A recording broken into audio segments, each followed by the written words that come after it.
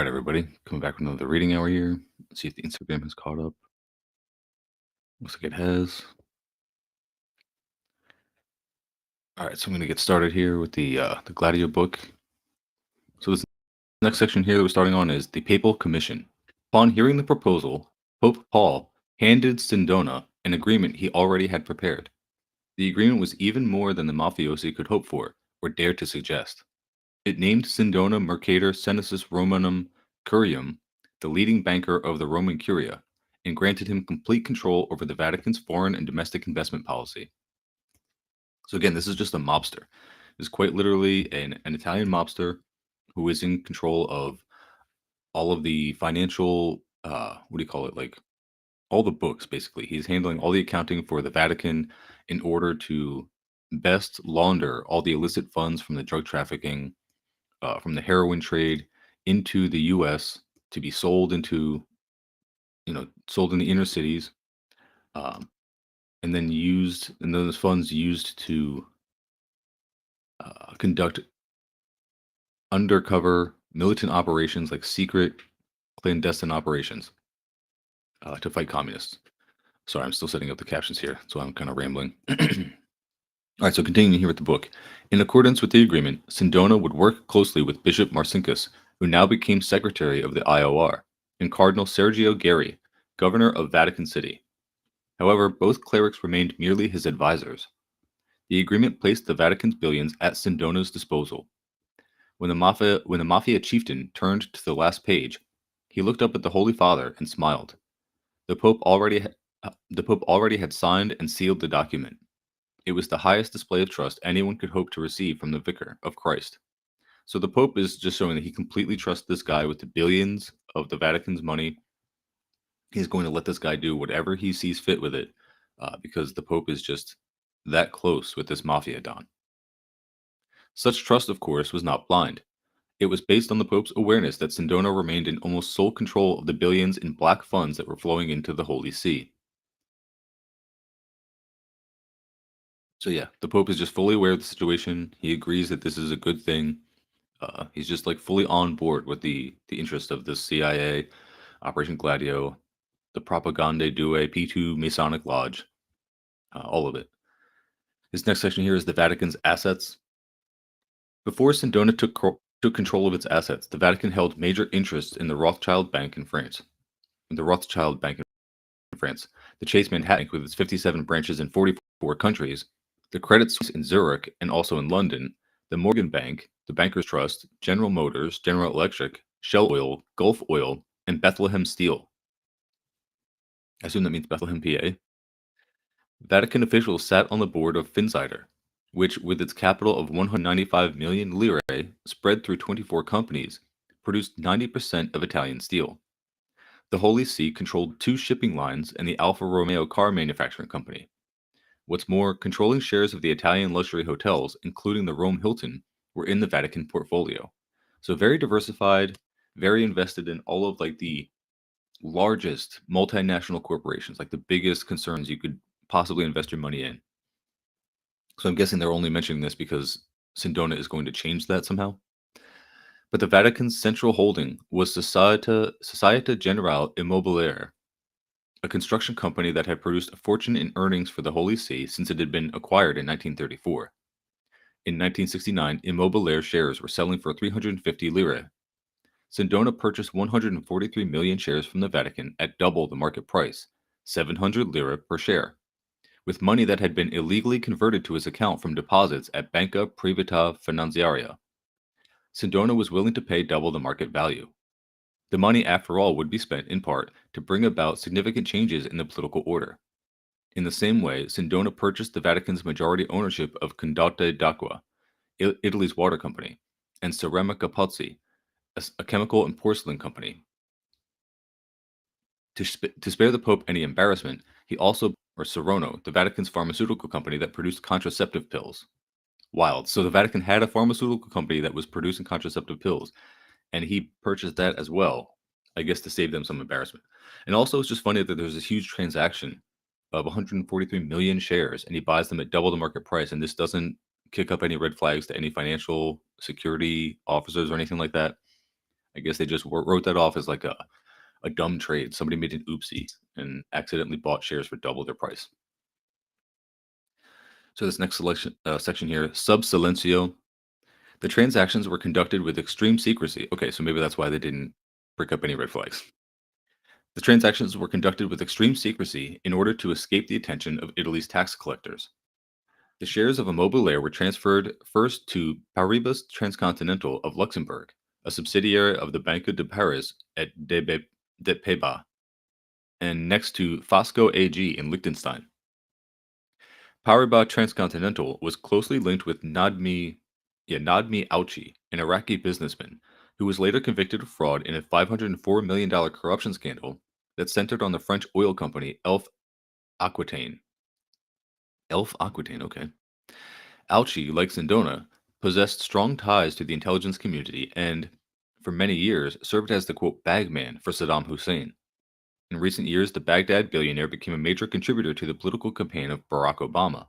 Along with Auchi, David Rockefeller, another financier and former U.S. intelligence official, and members of Rockefeller's family, were shareholders in Paribas. Despite Sindona's diversionary tactics, the press got word of the sales of the Vatican companies and pressured the Holy See for a response.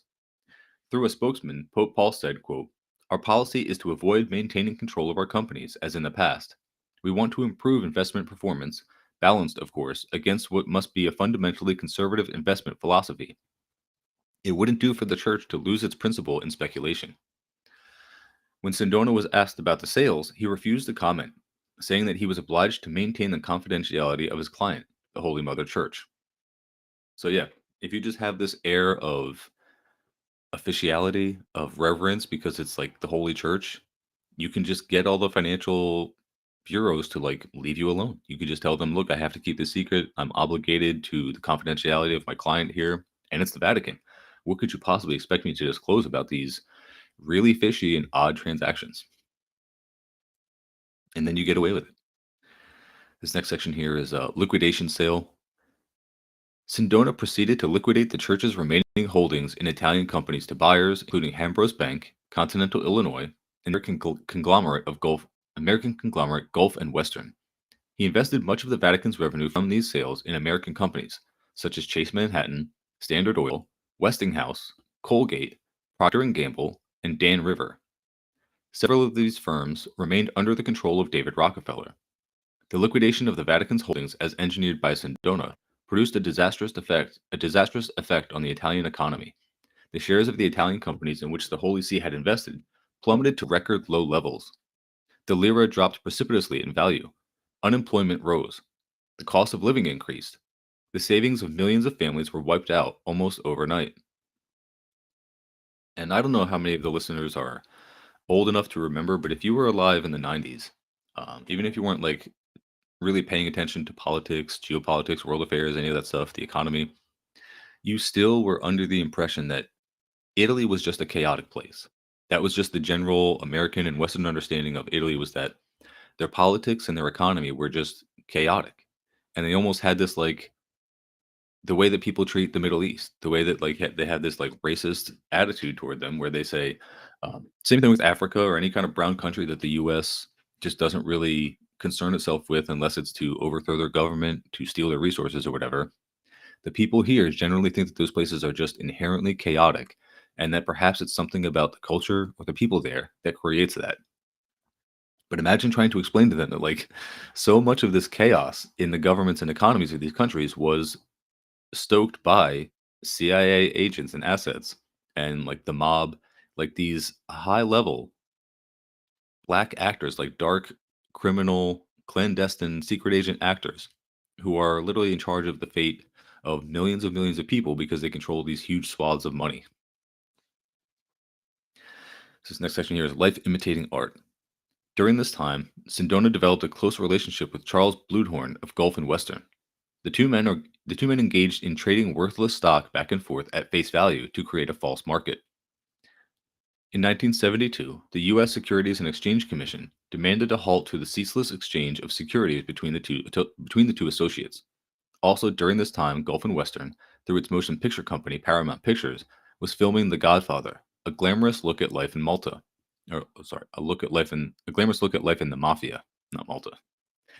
Immobiliare, the giant real estate and construction firm Sindona had purchased from the Vatican, owned Paramount Studios in Hollywood, where the film was shot. Through arrangements with Bluthorn, profits from the Coppola epic flowed into Sindona's banks and and holding companies, along with billions from the heroin trade. Life was imitating art. So literally, the movie about the mafia, glamorizing it and making it seem like, because I'm pretty sure that is a plot point in the movie. Is like they talk about getting into heroin trafficking, along with like prostitution, and like people are gonna be so mad at me because I can't remember whether they decide they're actually going to do it or not. I literally can't remember. As an Italian guy, I can't remember in The Godfather whether they decided to go with the heroin trafficking or not. But I remember them saying something along the lines of, "Oh, we'll just sell it to the black people in the inner cities. Like we don't really care what happens to them." I feel like that was a plot point. Someone in the chat can correct me. So this next section here, the world without limits. The rise of Sindona, the father of the quote financial mafia, was made possible by the combination of the following factors. The global economy had yet to emerge, and there existed an almost complete lack of central control over quote international banking activities. The Agreement of Basel, which established a number of rules such as last instance lender's responsibility, did not come into effect until May 1983. In spite of some exceptions, bank secrecy remained a basic rule. Moreover, the tendency to liberalize the service supplies on the one hand and the increasing privatization of financial activity on the other contribute to a lack of clarity regarding banking transactions. A quote complex of credit instruments and intermediaries, holding and trust companies, atypical stocks, etc., complicated accounting and made instances of money laundering particularly difficult to control.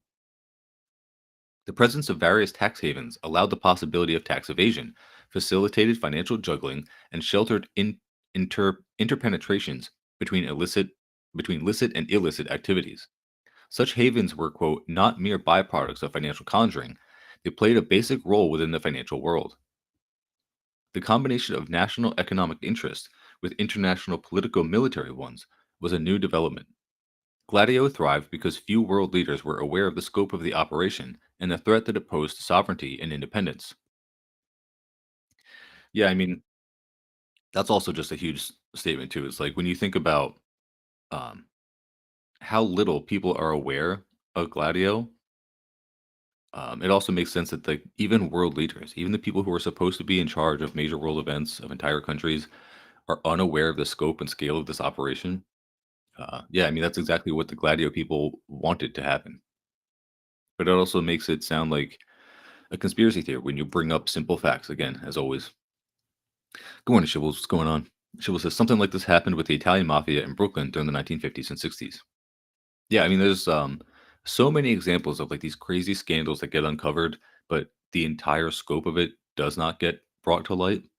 Uh, Lots of examples, and they're usually all related to this same thing. So this next section here, another new friend. In 1969, Sindona made another new friend, a mousy accountant with a dark mustache and brooding black eyes.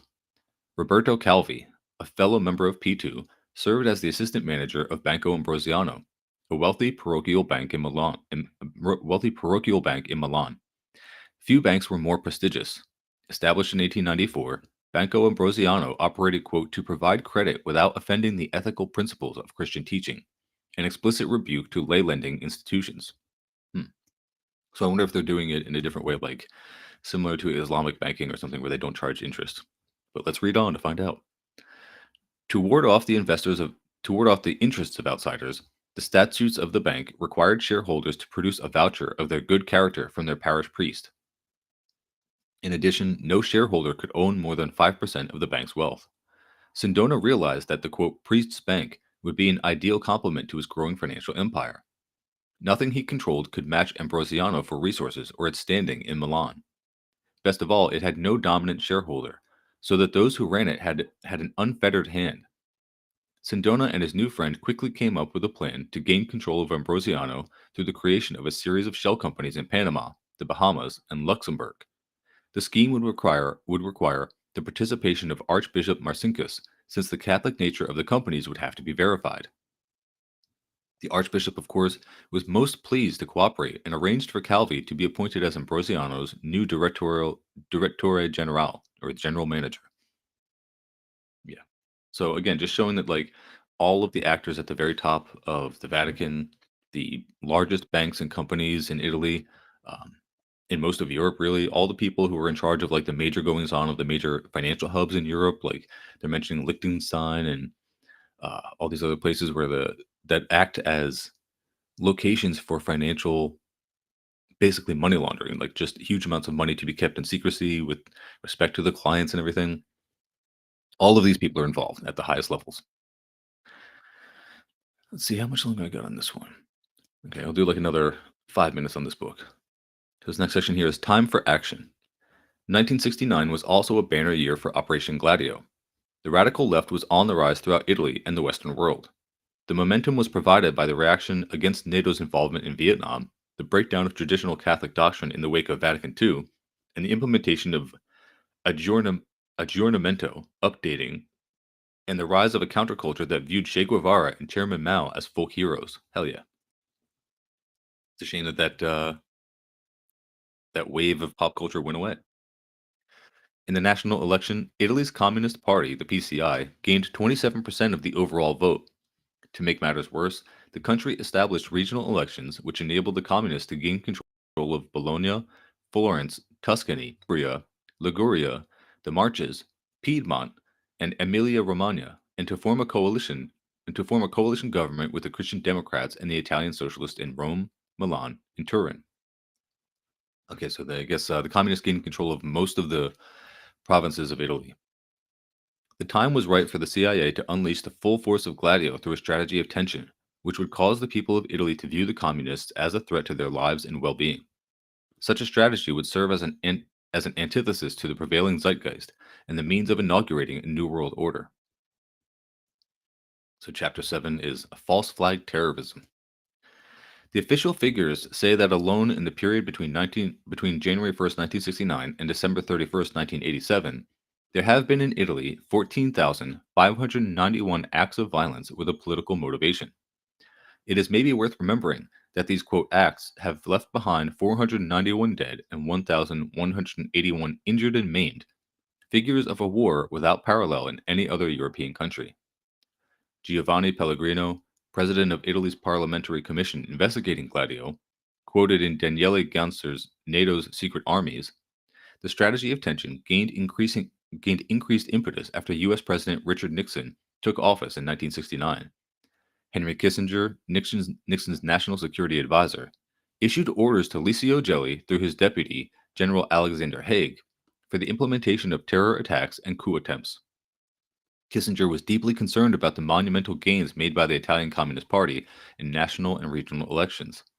The financial spigots were opened without concern of leakage. In addition to the millions being in addition to the millions being channeled to P2 by CIA officials, millions more were funneled to Sindona for the implementation of the strategy through U.S. Ambassador Graham Martin. In 1970 alone, Sindona received more than $10 million from the ambassador. Okay, so Graham Martin, the U.S. ambassador, is just funneling this money right to Sindona. The first major attack occurred on December 12th, 1969, when a bomb exploded in the crowded lobby of the Banca Nazionale dell'Agricoltura in Milan's Piazza Fontana. 17 people were killed and 88 injured. The victims, for the most part, were farmers who had deposited their meager earnings in the bank. Within an hour, 3 bombs exploded in Rome, one in a pedestrian underpass, which injured 14 people, and 2 on Victor Emmanuel's monument, which houses Italy's unknown soldier. Hmm. Now, how much you want to bet that any of these acts were connected to right wing terrorism? Like, probably none of them, because the whole point of this was to make it seem like the communists were just conducting random acts of terrorism, even though they had come to power and like gained a whole bunch of power throughout the country. Like nobody bothers to think like, why would the communists immediately upon gaining power and then starting to like make people's lives better with their reforms, why would they also start committing a bunch of terrorist attacks? Unless it's literally false flag attacks done by the state to demonize the communists. But again, people can't think that far, especially if the news is also telling them, look, this is just what it is. It's conducted by communists. Don't worry about the motivations. Don't worry that that makes no sense at all. Just continue to be scared of communism.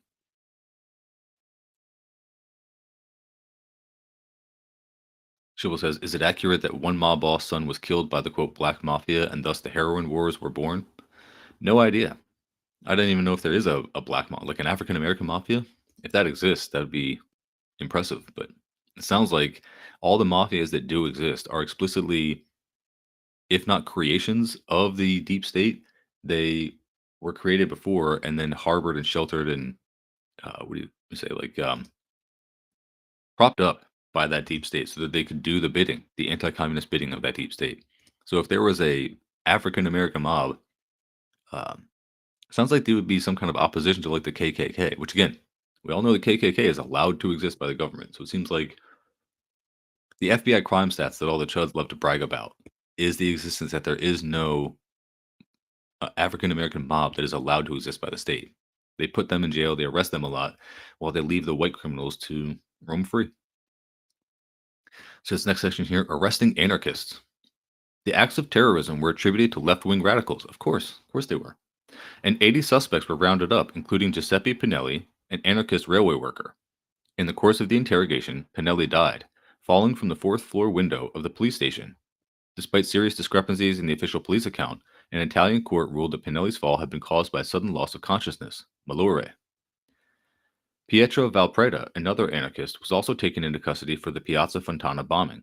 After a taxi driver identified him as a passenger, he had transported to Banca Nazionale that day. After his alibi was judged insufficient, the anarchist was held for 3 years in preventive detention before being sentenced for the crime. 16 years later, Valpreda was exonerated after evidence established that the attack had been conducted in accordance with Operation Gladio. So yeah, once no one cares about it anymore, and after this guy's life has already been ruined, and they're not going to hold any of the actual committers of the crime accountable, then they will let this guy go once the evidence shows it was a result of Gladio.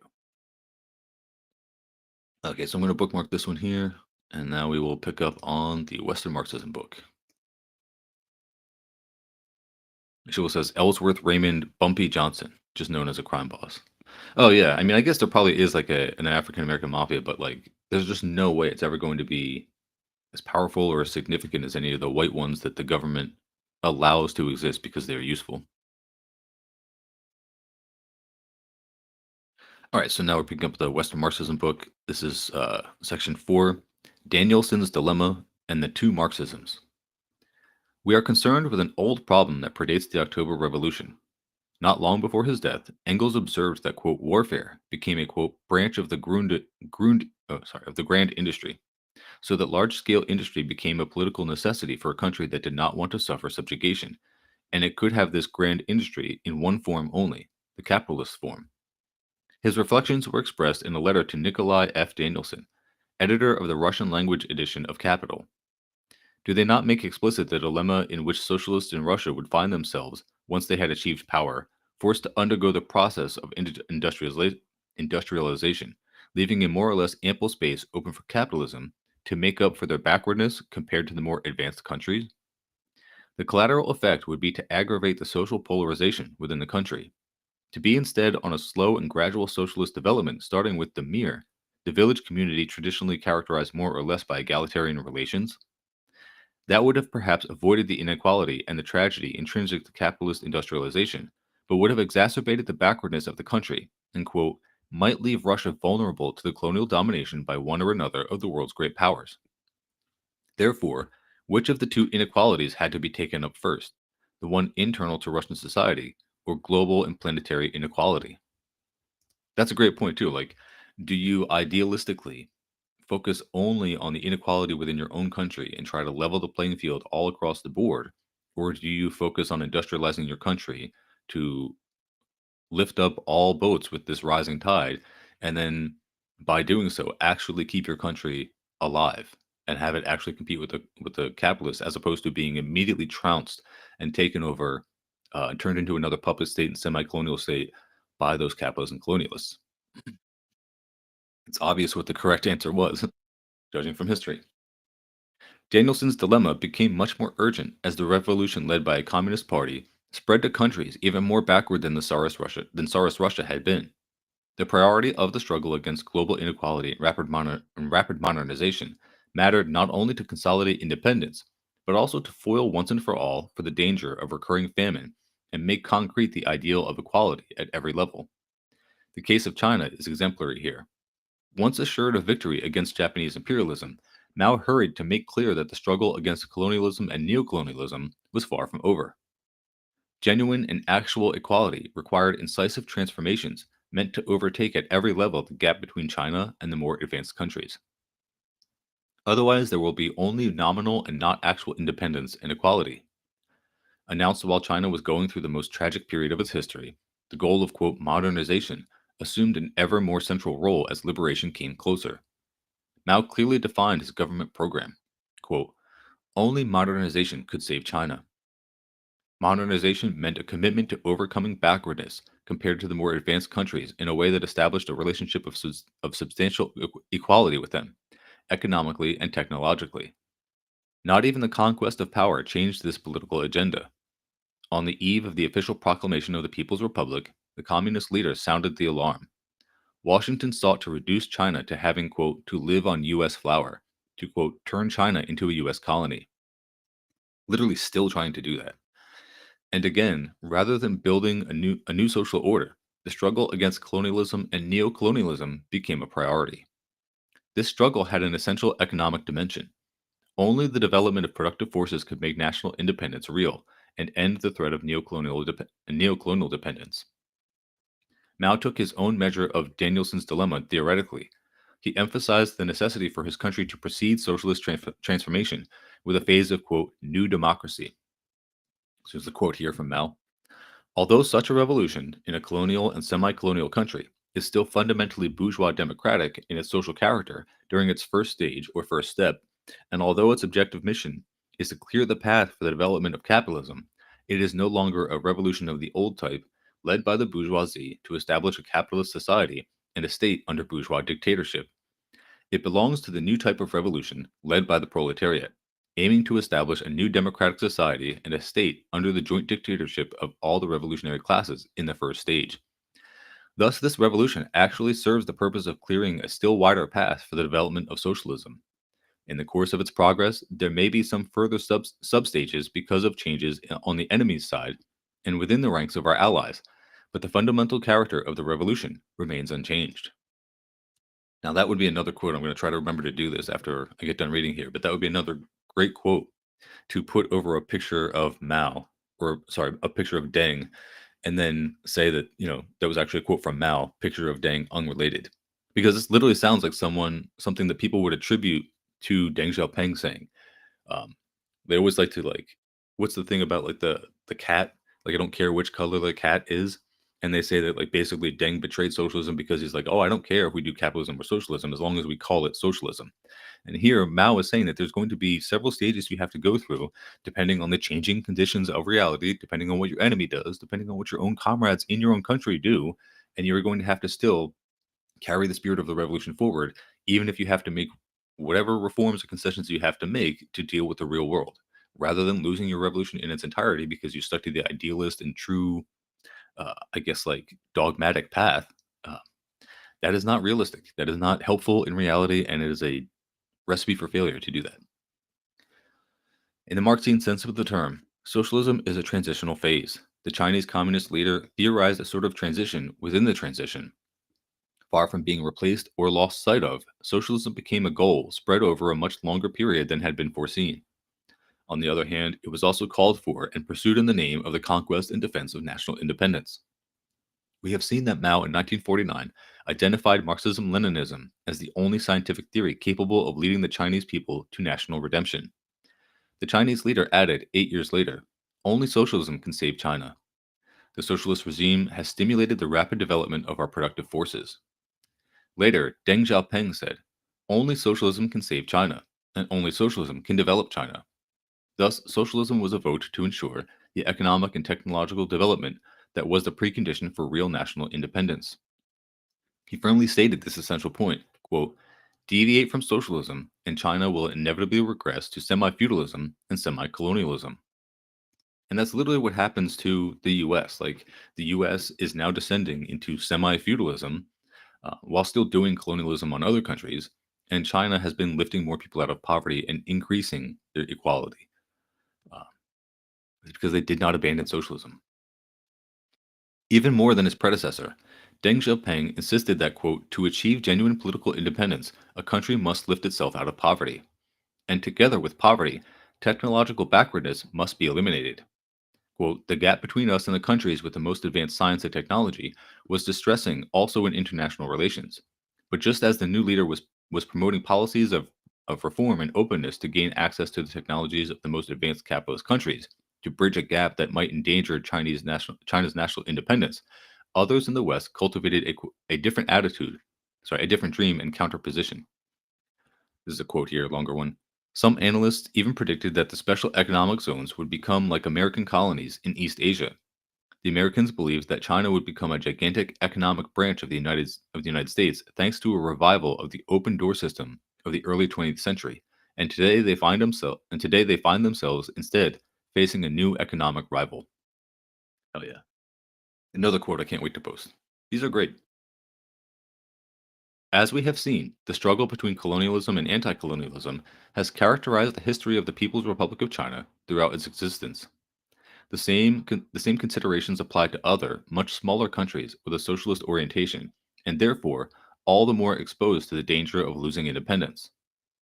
In the 1960s, Che Guevara called for vigilance against, quote, economic aggression, and called on Cuba and the newly independent countries to, quote, liberate themselves not only from the political yoke, but also from the economic imperialist yoke. In the small island threatened by the U.S. superpower and the Monroe Doctrine, the new power born of the revolution embraced the cause of socialism and communism and continued to identify its principal task as the struggle against colonialism and neocolonialism. Western Marxism largely ignored Danielson's dilemma. At the end of the First World War, Ernst Bloch called attention to the colonial aims of the Germany of Wilhelm II, which not by chance treated quote the country of Tolstoy as if it were a part of the Black Continent, and had recourse to brutality typical of colonial wars. Beyond annexing vast territories, Germany had, quote, destroyed the liberty and let drown 10 million Ukrainian Bolsheviks near the city of Taganrog. That did not prevent the German philosopher from accusing the Soviet government of postponing the building of socialism and achieving socioeconomic relations of freedom and equality to a time that would never arrive. Hmm. So yeah, basically saying that like this German philosopher is disregarding all of the things that actually happened to the Soviets, any aggressions from the outside that are visited upon them, any atrocities, wars that are being waged against them. He's like, nope, you're still not doing socialism the way I would have you do it, ideally. Very funny stuff. Hold on, I gotta block this troll in here. Okay, so there was no justification for the policy followed by Lenin, quote, the Red Tsar, because, quote, there still exists in the Russian countryside the old institution of the Mir, or the semi communist village communities. Quote, in accordance with that and the will of the majority of the Russian people, the agro proletarian policy he wants can be achieved. So, again, I guess Block is saying that, like, they should just be scaling up the small Russian village model that is self governed to their entire country. And that would be doing socialism the correct way. And who cares if it causes the country to fall to the capitalist and then become another semi colony? You should be doing socialism the way people outside of your country demand that you do it. That is the Western position. There was no justification for the next section here. Max Horkheimer later expressed a similar attitude. While the German army was at the gates of Moscow, he denounced the Soviet government's lack of attention to the problem of the abolition of the state. Hilarious. Later, in a not dissimilar way, Perry Anderson celebrated the absolute superiority of Western Marxism over the Eastern version. The year before, the Vietnam War had concluded with the precipitous escape of the U.S. Army from Saigon. It was a defeat inflicted on an apparently invincible superpower by a small people in a little country. One led, however, by a communist party and supported by a communist movement that had contributed to making the war unleashed by Washington unpopular even in the West. However, just as the desperate resistance of the Soviet people and the Red Army was for Horkheimer, so the victorious People's Army wait, just as the desperate resistance of the Soviet people and Red Army was for Horkheimer, so the victorious People's Army of Vietnam was without philosophical relevance for Anderson. These thinkers developed a fine and interesting analysis of the varying configurations of the relationship between nature and history, and between object and subject in the two Marxisms, but avoided posing any questions that today would seem ineluctable. I've never seen that word before. Ineluctable. I guess it means unanswerable. What philosophical theory and what political line had made possible this great new victory of the anti colonial revolution, which followed that in China in 1949 and that in Cuba 10 years later? Why did this revolution continue to be guided by the communist movement, and what relationship was there between this revolution and the cause of building a post capitalist world? Was the struggle for national independence definitely over in China, Cuba, and Vietnam? Or did a new phase open under the banner of economic and technological development? On what, then, should the relations of production be modeled? Without such questions, the failure to realize the initial expectations and hopes of the October Revolution ended as the unambiguous result of the theoretical and political degeneration of Eastern Marxism. And I find that's actually like what most people in the West do. It's like just all big, it's all cope. It's like the biggest cope that people in the West have is like, where rather than confront the failure of Western Marxism, rather than confront the fact that like Western Marxists have been totally unable to build any kind of real revolutionary movements, let alone an actual revolution. Uh, they just have to deny the real ones that have been successful and say that they were not actually capitalist in nature or not actually communist in nature. Usually calling them bourgeois, capitalists, reformists, revisionists, whatever they want to call it. So section 5 here. The two Marxisms at the beginning and end of the Second 30 Years' War. Along with the unexpected ramping up of the national and colonial question, the spread of Marxism worldwide deepened the differences between the West and East that had already emerged in the years that saw the birth of the international communist movement. Let's see what happened on the eve and at the start of the Second World War. In 1935, facing the ever-increasing threat of the Third Reich, the Communist International launched the anti-fascist Popular Front Party and promoted an alliance of the Soviet Union, an alliance of the Soviet Union, Great Britain, France, and the United States. So the Communist International first suggested that all of those powers aligned, the Allied powers. This turning point did not meet with a chorus of agreement among black emancipation activists. Didn't allying with the traditional colonial powers and with the countries that incarnated the principle of white and Western supremacy, both internally and internationally, mean turning one's back on the struggle for the emancipation of the colonial peoples? This was the opinion of the great black historian from Trinidad, the fervent admirer of Trotsky, C.L.R. James, who in 1962 described the evolution of another great activist in the cause of black emancipation, also from Trinidad, George Padmore. Quote, once in America, he, George Padmore, became an active communist. He moved to Moscow to head their Negro Department of Propaganda and Organization. In that post, he became the best known and most trusted agitators for African independence. In 1935, seeking alliances, the Kremlin separated Britain and France as, quote, democratic imperialisms from Germany and Japan, making the, quote, fascist imperialisms the main target of Russian and communist propaganda. This reduced activity for African emancipation to a farce. Germany and Japan had no colonies in Africa. Padmore broke instantly with the Kremlin. Something analogous happened in South Africa, at that time a, quote, dominion of the British Empire. Suspected also in this case of undermining the struggle against the regime of white supremacy, the United Front anti-fascist policy was often criticized and rejected by the black communist militias, who called attention to Great Britain's role in the racist regime that exploited and oppressed them. The position of Eastern Marxism was, you can't correctly evaluate the nature of a country by erasing that country's behavior toward the colonial peoples and those of colonial origins. It is necessary, however, to add that this was a provincial and short-sighted Eastern Marxism. Germany and Japan, quote, had no colonies in Africa, but they were preparing to impose an enormous colonial empire on Eastern Europe and Asia. Certainly, Germany and Japan did not count among the principal colonial powers, but they explicitly planned to establish slavery, and to swallow whole peoples hitherto sheltered from colonial rule. In other words, the policy of the anti-fascist Popular Front was not in contradiction with the anti-colonial struggle. Yeah, I think I mentioned that when I was reading this yesterday, is that the whole conflict of World War II was that Germany and Japan did not have colonies. They were late to the colonizing gain. They didn't take part in the scramble for Africa, so they were trying to gain colonies. And because they were doing it in Europe and Asia to traditionally, I guess, like Western powers, at least in Europe, um, that was the biggest problem. And because of that, they've been cast as the biggest demons of the last century for merely doing what Europe had already done, but to other brown and yellow people that people don't care about.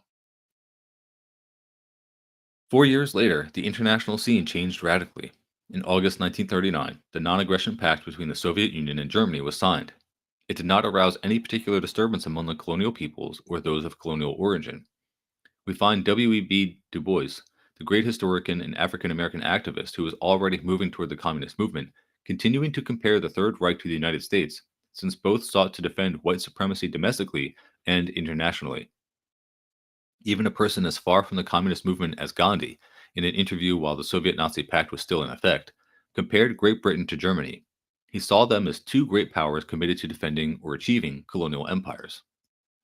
Yeah, I mean, that's a great insight even from Gandhi. Like, um, broken clocks, right?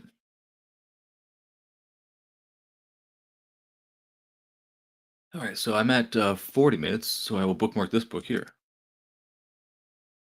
Now we will pick up on the Peter Dale Scott book. So let me just make those a little bigger.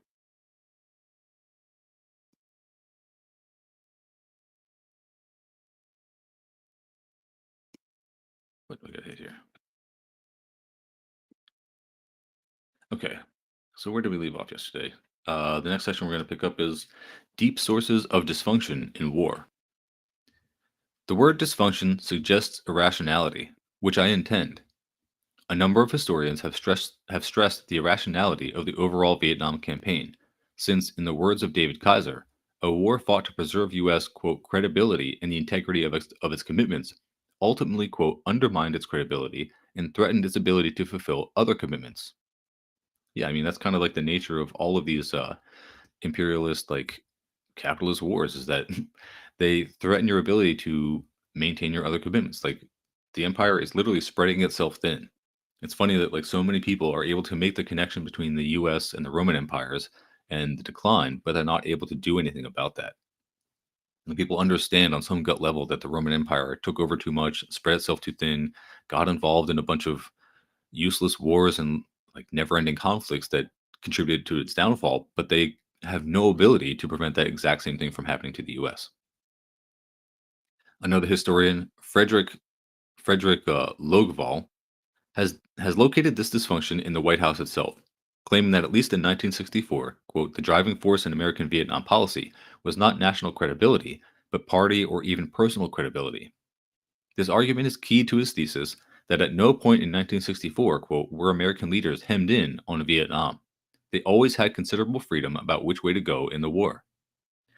Logval's noble case for freedom in history is in rebuttal to those who, like Leslie Gelb or David Dalek, claim that the American entry into the Vietnam War was so overdetermined that no real choice was available to stop it. But his analysis of our engagement would be trivialized if we attributed it to personality defects of either Lyndon Johnson or his top advisors like Robert McNamara. These men were actors in a larger social system that severely restricted their policy options. The choice to act differently cannot be imagined without a significant reorientation of the power structure that empowered them in the first place. Specifically, Johnson feared to escalate the war as he wished until after the 1964 election, just as Kennedy feared to withdraw significant numbers of U.S. troops before that date. Though the two men were very different, both knew that their ability to lead was severely conditioned by the forces resistant to their control in Congress, the media, their political backing, and the nation. The point is very relevant to the alternative analysis in this book. Without derogating from importance of analyses at the top of policy, one can point to other, less visible factors from below, which cumulatively over the years were also important in influencing outcomes. More to the point, one cannot imagine counterbalancing these hidden factors until they have been exposed. In my book, I began with a quasi-autonomous infrastructure, civil air transport, later called Air America. I showed how it and its CIA handlers were able to influence policy in Laos in a way that, although deleterious to stated U.S. policy goals, made total sense in terms of the needs of the airline itself as well as of the Kuomintang and of Pan Am, the government and civilian airline with which it interfaced. This sub-rationality, or rationality of the part, is a common denominator for much of the systemic dysfunction discussed in this book. So yeah, I mean, I guess that is a really good way to explain why. The old meme where people are like, they show like two armies fighting, and they're like my tax dollars, and then somehow also my tax dollars. When people are trying to struggle to understand the irrationality of the U.S. government arming different groups that are sometimes fighting each other, they usually explain it by saying like those motivations have changed over time, and therefore they didn't predict that some group would turn on another. And while that's certainly true in a lot of cases, sometimes they are just doing things that are opposite to their stated policy goals because they're lying to you. They are not actually following what the propaganda tells you that they want. So let's see. Elements in the U.S. Navy and U.S. Air Force strove to induce or sustain strategies and tactics of bombing that were contrary to U.S. diplomatic objectives. Those who controlled the most secret intelligence sources, electronic and communications intelligence, allowed them to be manipulated to influence policy outcomes as well as to deceive Congress. Those who feared that the war would be lost through negotiations rather than on the battlefield repeatedly applied pressure to prevent the threat of diplomatic peace.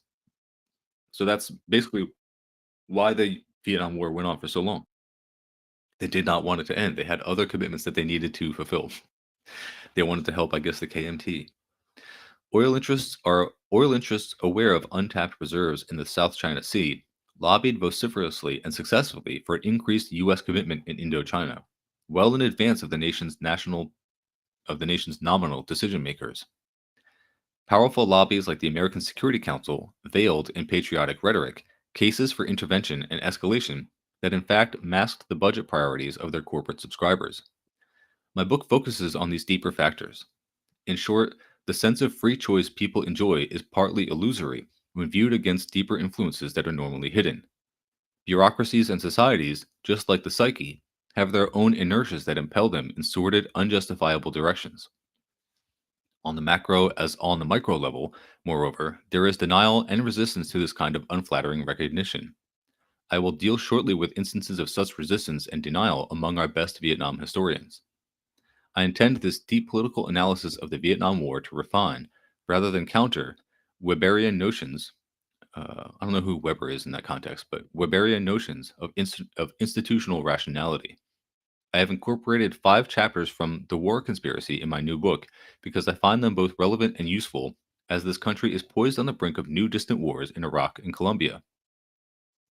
Yeah, we know how Iraq went, and I don't know if Colombia was much better. It seems like Colombia is only now starting to like wrest itself from the yoke of U.S. control.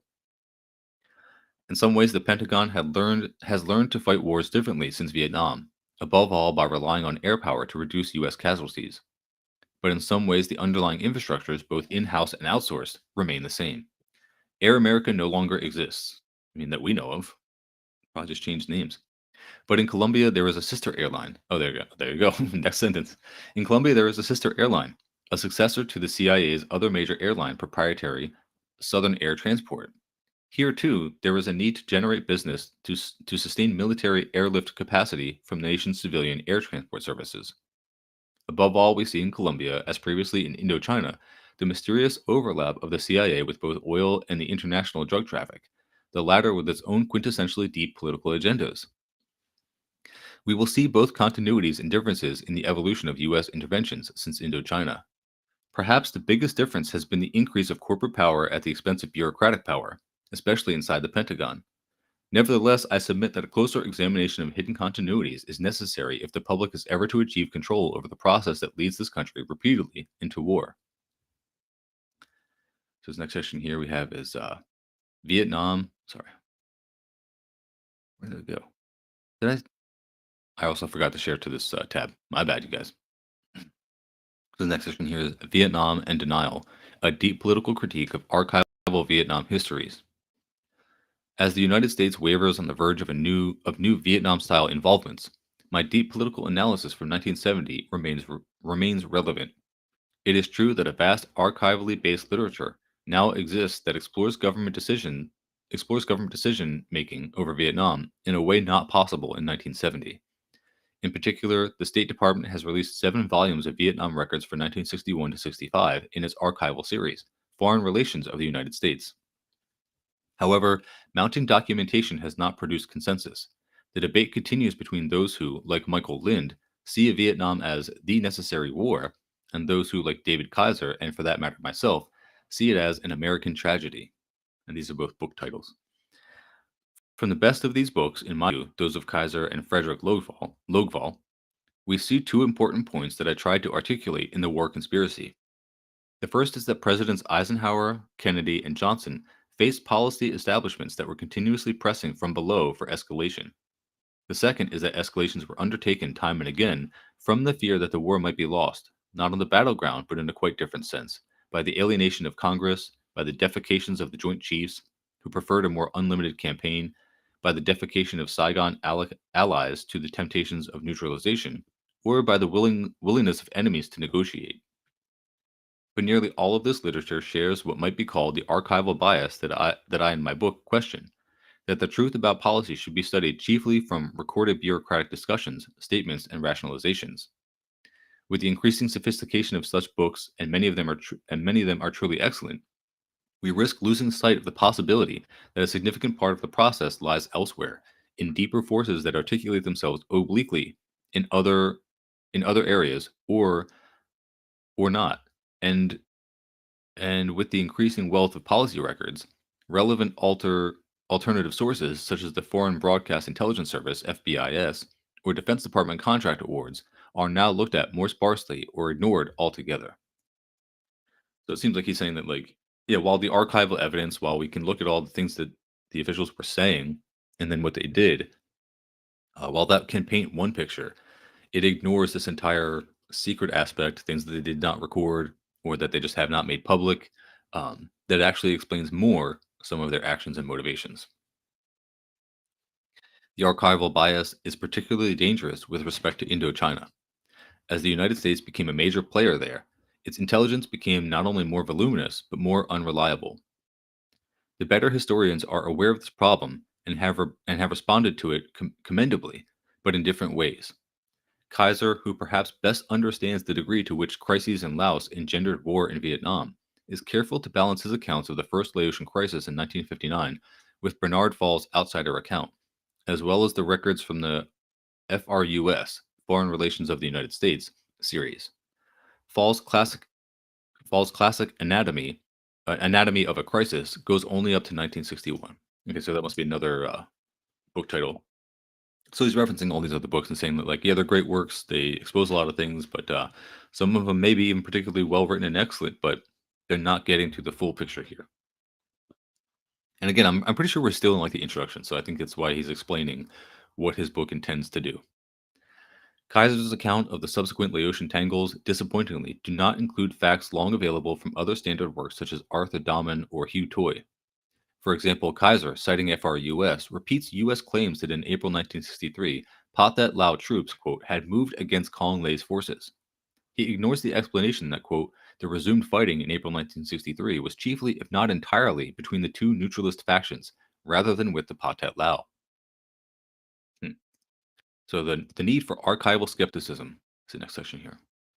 Kaiser's work includes a great deal of the U.S. paranoia, not entirely baseless but certainly exaggerated, about communist aggression in Laos after 1962, but very little about the reverse paranoias of the other side, which were at least equally grounded. As a Canadian, I find this a major shortcoming of these passages. Many wars, like the Laotian one, arise out of facing paranoias that feed on each other, and with better communications might have been resolved peacefully. But it is surely time for U.S. histories to look more closely at the North Vietnamese grievances and acknowledge that in Laos, North Vietnam had far better reasons to fear and respond to what the United States was doing than vice versa. Perhaps I should explain my perspective by clarifying how Laos led to my writings and actions about Vietnam. Until 2002, I had never visited Asia. During my last 2 years in the Canadian Foreign Service, 1959 to 61, I was in Poland. As it happened, both Canada and Poland were represented, along with India, on the International Control Commission, which was created to help implement the 1954 Geneva Accords on Indochina. Depressing stacks of cables arrived in every diplomatic pouch to be read by the most junior officer, me. There was far more detail there than I could retain as I moved in 1961 from Warsaw to a new career at Berkeley. But I came away with a sense that nearly all the nations most friendly to the United States differed with Washington when it came to Indochina. Canada was not alone in wanting to uphold the 1954 Geneva Accords. The United States was virtually alone in seeking to subvert them. At what terrible cost, we now know. So, yeah, this was a very unpopular war in the entire world. No one with any right mind thought the US was making any kind of like justifiable moves in Vietnam, but it happened anyway because they had the power, they had the propaganda arms, they just did it and they dared anyone else to stop them, and no one did. In 1959 to 61, when I was in Warsaw, the focus of this dissatisfaction was the behavior of US officials in Laos. More than I realized at the time, what I read encouraged my future skepticism about US governmental behavior abroad, which has survived my growing respect and admiration for the American people. I do not find enough of this skepticism in the archivally based histories, even the best ones. For example, Kaiser's book purports to look at, quote, the origins of the Vietnam War. Yet, like Lodgefall's, it does not mention the pressures exerted on Kennedy and Johnson by the American Security Council and other important lobbies. As mentioned above, the book deserves praise for its awareness of how U.S. Vietnam policy was steered by Laos, yet it includes only two passing references to Air America, a major U.S. presence in Laos. Both books seemingly assume, erroneously in my view, that Air America was a passive instrument of U.S. policy, not a player with a KMT component capable of independently influencing outcomes. The problem of deficiencies in the bureaucratic policymaking record is small compared with our ignorance of hidden pressures from bureaucratic and corporate interest groups. In Chapter 10, I mentioned what I take to be a revealing anecdote. Nixon shared his secret decisions to send U.S. troops into Cambodia with, quote, private citizens linked to the American Security Council 2 days before he revealed it to congressional leaders. It seems clear that this extraordinary violation of security would not have occurred if there had not been lobbying for the action from this sector. So, yeah, why he did that, whether it was to allow these people to make a bunch of insider trading moves and make a bunch of money, or just prepare their businesses, prepare whatever it was that they needed to prepare for this, he felt it necessary to tell them 2 days before he said anything to Congress, in violation of whatever laws and security this would be. Much of my chapter on Cambodia documents from obscure UN Economic Commission sources how U.S. Navy planes were conducting aeromagnetic surveys of Cambodian offshore waters at a time when a concession for oil drilling there had been obtained by Union Oil of California, a backer of the ASC at Nixon. To my knowledge, no other book, and certainly not William Shawcross's supposedly definitive Sideshow, I guess that's the title of that book, has shown how U.S. defoliation of French rubber plantations contributed almost inevitably to the military overthrow of the neutralist Sihanouk government in a coup that was necessary in order for oil companies to exploit Cambodia's petroleum resources.